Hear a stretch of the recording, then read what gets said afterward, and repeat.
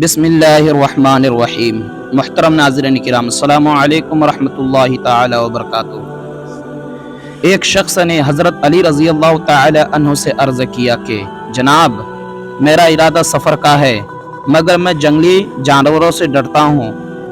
آپ نے اسے ایک انگوٹھی دے کر فرمایا، جب تیرے نزدیک کوئی خوفناک جانور آئے تو فوراً کہہ دینا کہ یہ علی ابن طالب کی انگوٹھی ہے۔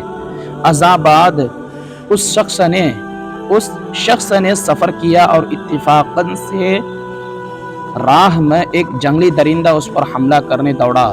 اس نے پکار کر کہا، اے درندہ، یہ دیکھ میرے پاس علی ابن طالب کی انگوٹھی ہے۔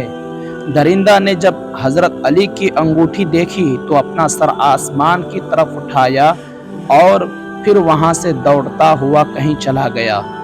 یہ مسافر جب سفر سے واپس آیا تو اس نے یہ سارا قصہ حضرت علی کو سنایا تو آپ نے فرمایا، اس درندے نے آسمان کی طرف منہ کر کے یہ قسم کھائی تھی کہ یہ کہا تھا کہ مجھے رب سما کی قسم، میں اس علاقہ میں ہرگز نہ رہوں گا جس میں لوگ علی ابن طالب کے سامنے میری شکایت